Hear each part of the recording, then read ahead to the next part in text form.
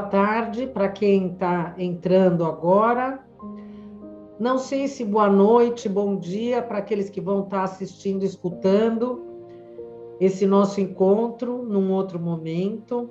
O que interessa é esse bom desejo, essa vontade de estar com o coração aberto para poder expandir palavras que foram recebidas dos mestres e, através desse compartilhar, nós podemos ampliar a nossa função, porque cada um de nós aqui tem, dentro de uma missão pessoal, também, mesmo que não esteja consciente disso, um poder de transformação,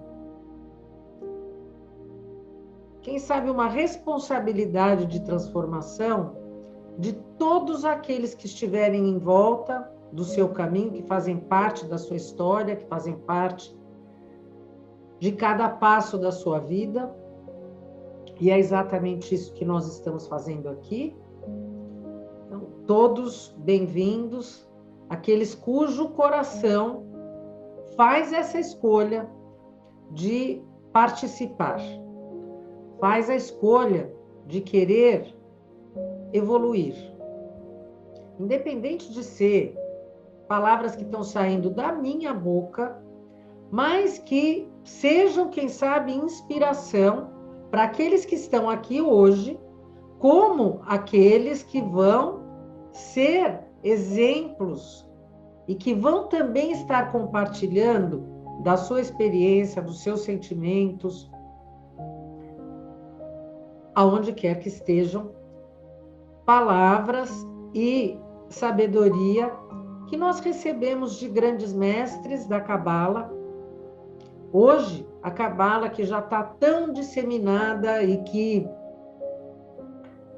está tão aberta, já não é mais um conhecimento oculto, mas é algo que está perto e disponível para cada um de nós.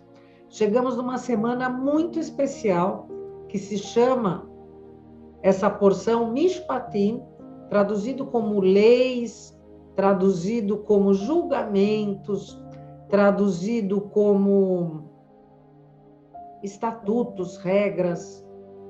E vamos entender em que contexto nós estamos? Nas últimas porções, nós começamos um livro que se chama Shmot, Nomes, que várias vezes aqui eu falei para vocês que, em síntese, todas as porções desse livro nos ajudam a incorporar dentro de nós e a fazer ligações dentro dessa nossa mente, dentro do nosso coração, de um relacionamento, quem sabe o relacionamento mais importante da nossa vida, que é o relacionamento com o nosso Criador.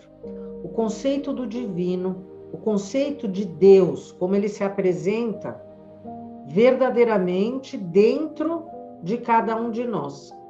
Porque esse conceito, ele vai traduzir a forma que cada um age em todos os momentos.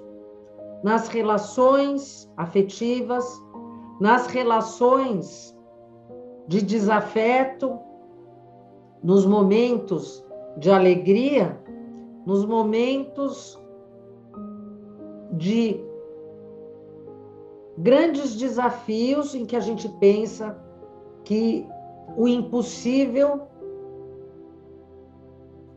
é realmente impossível e que não há mais nada a fazer. Toda essa relação com o nosso Criador vai dar para nós uma energia que vai potencializar cada um desses conceitos, dependendo da forma que eu enxergo esse Deus e esse Criador. Em cada uma dessas experiências que eu vou passar por elas na minha vida, a forma que eu vou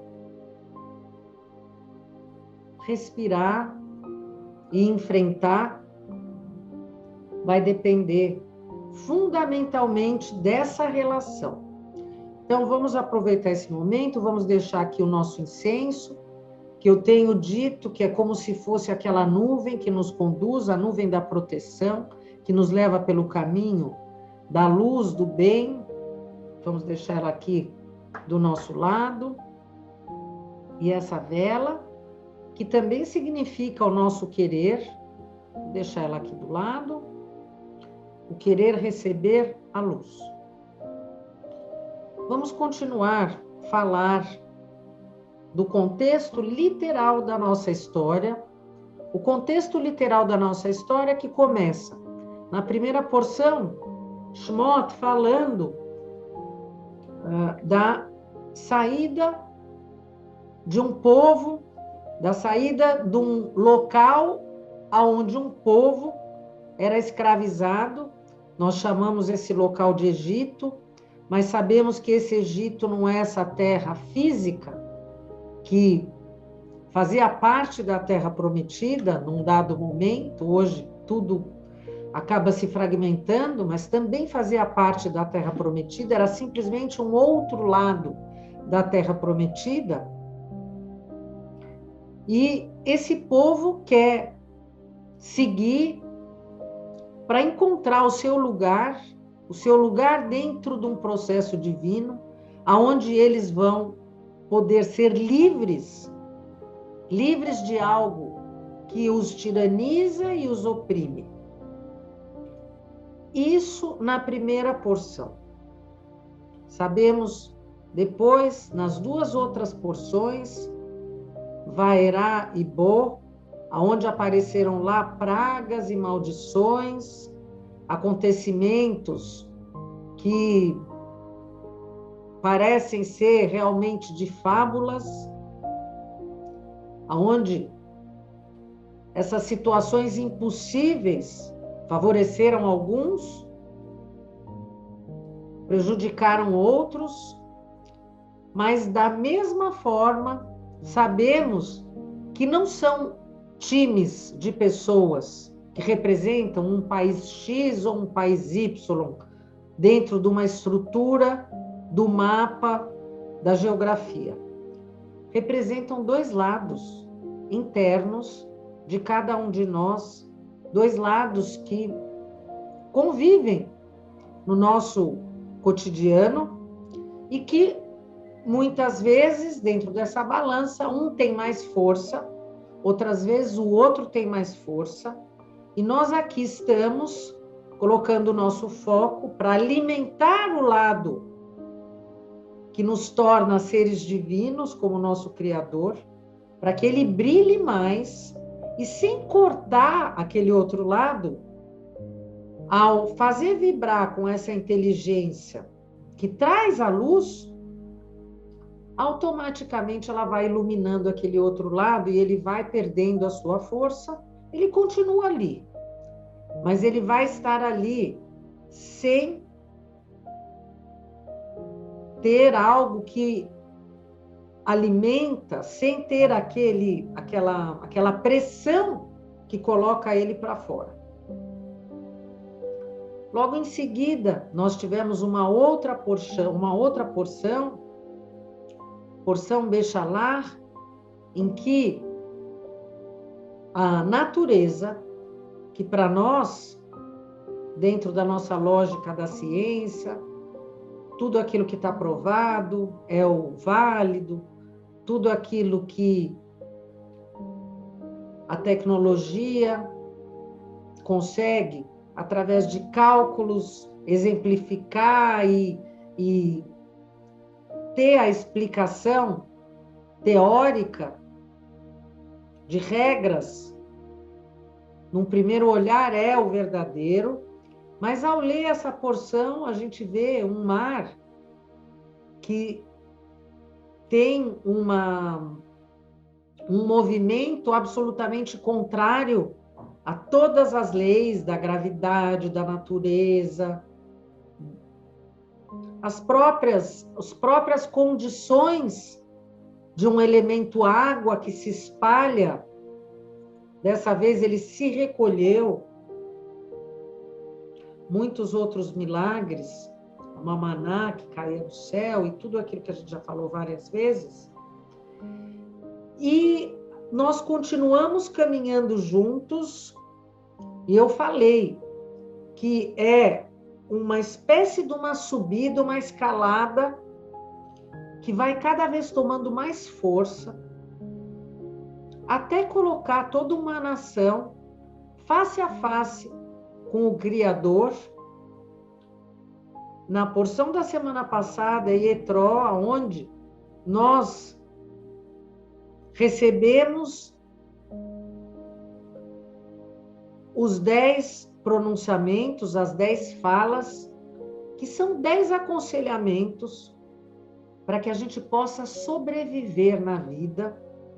Não são mandamentos, não são castigos, mas realmente são condições necessárias para que a vida aconteça e a morte seja evitada. Morte essa, não por atuação de um ser que está lá no céu, que vai cortar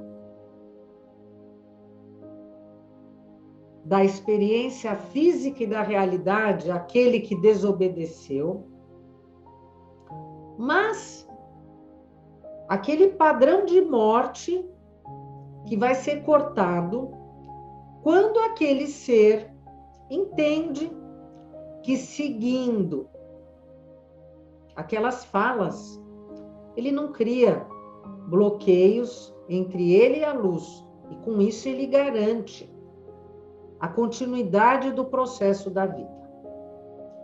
E a gente encontra um momento de uma grande experiência mística, aonde não é somente um eleito. Nós não temos aqui um profeta, somente ele e ninguém mais. Nós temos aqui uma experiência coletiva de um encontro, após ter passado por aquelas histórias de que quem já está relendo muitas vezes já são tão conhecidas, mas eu acho interessante, cada vez que a gente relê, pensar, dentro desse nosso século XXI, o quanto internamente nós achamos possível aquilo ter acontecido ou não. Isso não é o mais importante. Pensar no caráter histórico, ocorreu ou não ocorreu, não é o mais importante. Mas o questionamento, sim, é o mais importante. Porque ao pensar e ao se questionar, quem sabe a cada ano nós vamos considerar ser mais possível algo naquele gênero e naquele padrão se repetir. Porque o que nós estamos fazendo aqui é justamente isso. Pensando em padrões muito positivos, que nós não só queremos repetir, mas queremos ampliar, e padrões muito negativos, que já estão dentro de nós, circunscritos no nosso DNA, e nós queremos, com toda a kavaná, com toda a força, com toda a intenção, apagar, transformar. Esse é o nosso processo. E no momento da meditação, eu falei para vocês, cada um aqui pensando, que cada um de nós é um ser único, cada um de nós tem uma missão para realizar de forma pessoal. E uma vez que cada um de nós é único, o que é que existe dentro do meu ser que é essencial para a minha missão? Eu nem vou entrar agora no mérito de qual é a nossa missão, porque essa é aquela dúvida eterna. Será que eu estou no caminho da minha missão? Essa é a pergunta eterna.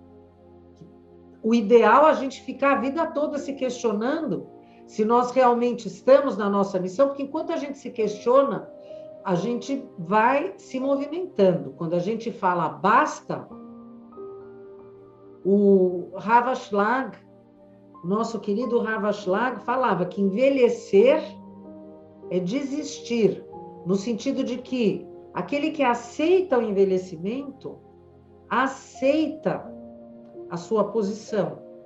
Ele não quer passar por uma situação em que ele pode ainda se transformar.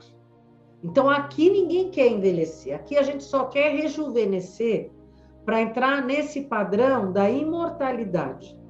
A imortalidade não só física, mas uma imortalidade que vai estar presente em todos os processos da nossa vida. Então, o que dentro do meu ser, que só eu tenho, em que eu vou, através da conexão desta semana, trazer como o pavio que vai acender a possibilidade do meu milagre. Milagre esse que só eu posso fazer. E se nós estamos falando sobre leis, sobre estatutos, quando a gente pensa nessa palavra, mishpatim, nós vamos pensar que julgamento, estaria sendo usada a palavra din, julgamento. Esse é um julgamento que ele está relacionado a causa e efeito, por um lado, que também está relacionado à palavra equilíbrio, no sentido de eu trazer uma equiparação. E com relação a essa equiparação, com relação a esse julgamento, com relação a essa correção, o que é que essa parte que está interna, como eu reconheço uma parte interna que está presente dentro desse meu ser hoje, pode me auxiliar a fazer essa equiparação. Como que é essa regra? Como que é essa lei? Como é que eu posso fazer uma união entre esse eu único, entre um projeto da criação único e coletivo, e essa relação com esse meu eu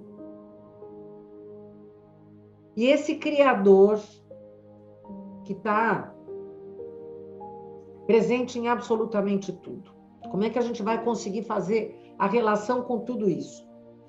Porque se na semana passada nós estávamos em algo, esse contato face a face com esse Criador, como é que quando eu estou nesse máximo, como é que eu consigo me apresentar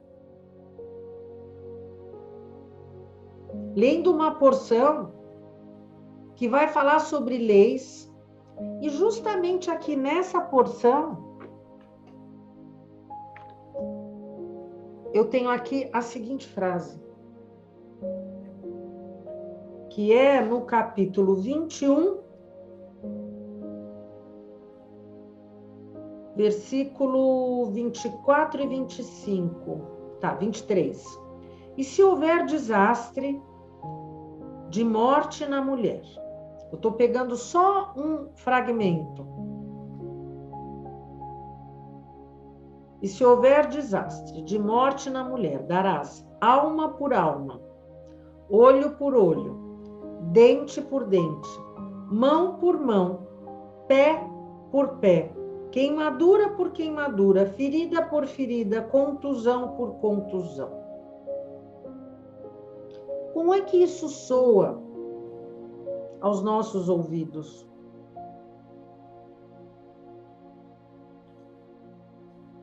Nós temos aqui nessa porção a descrição de diversas situações de equiparação, como que pagamento por algumas ações que algumas pessoas, nós podemos até pensar que são ações de aquele período histórico que não se aplicam mais para o nosso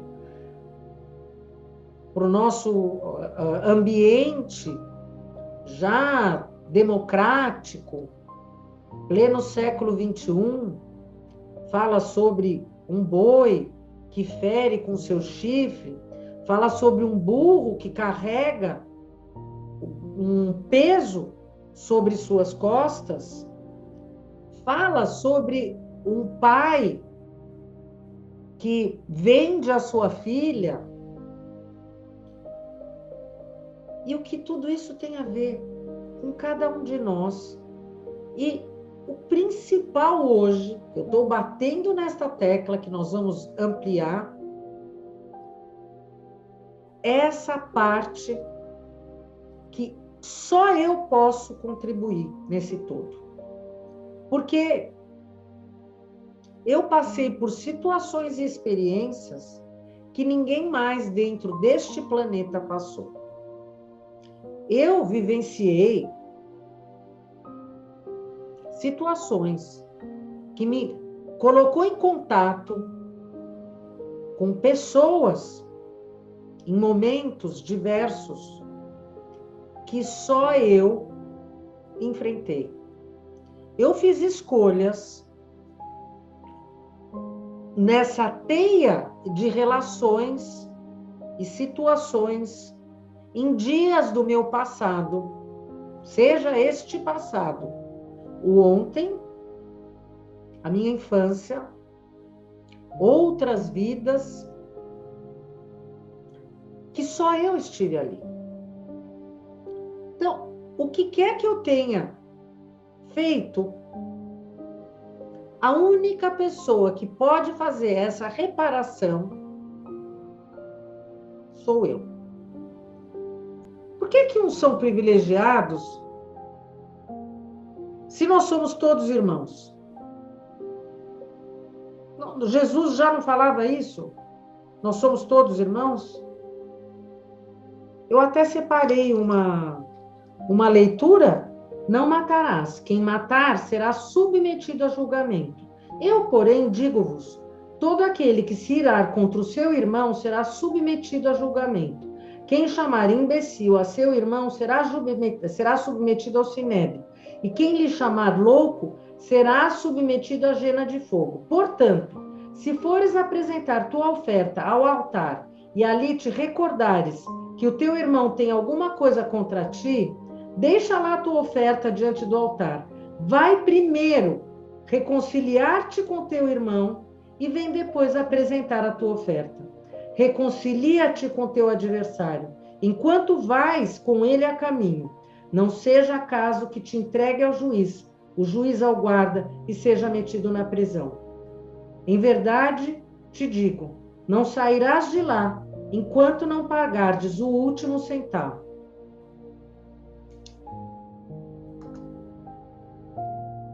Jesus está aqui falando para nós que ao transgredir a lei,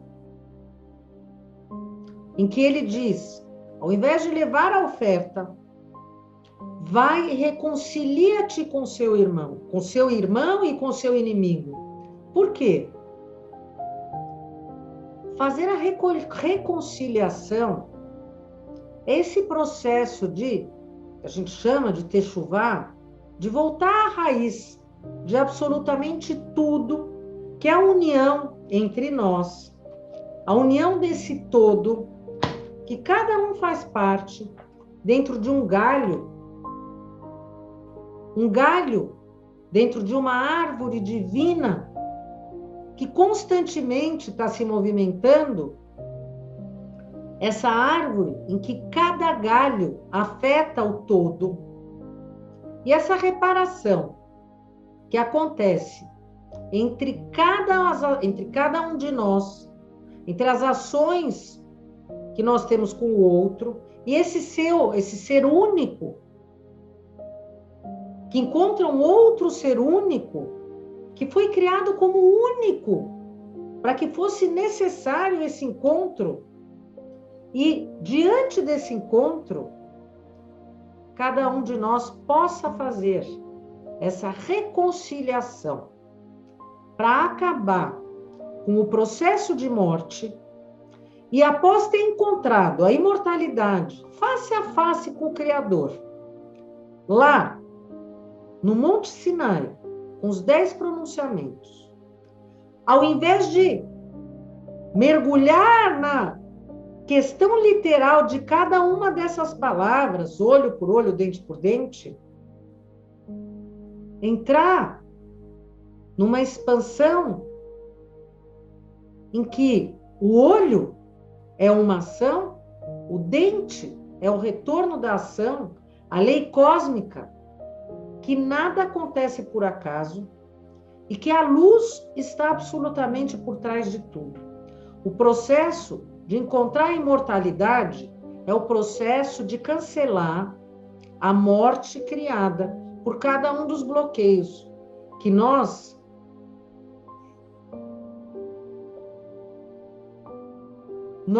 sim trouxemos à vida, não o nosso Criador. Eu agradeço a presença de todos vocês, convidando vocês para estarem juntos nessa Shabat muito importante, essa Shabat que fala sobre reencarnação. Amanhã nós vamos estar juntos também numa live com o Rabino, falando sobre esse assunto. Vamos aprender sobre reencarnação para acabar com o ciclo da morte. Obrigada. Obrigada.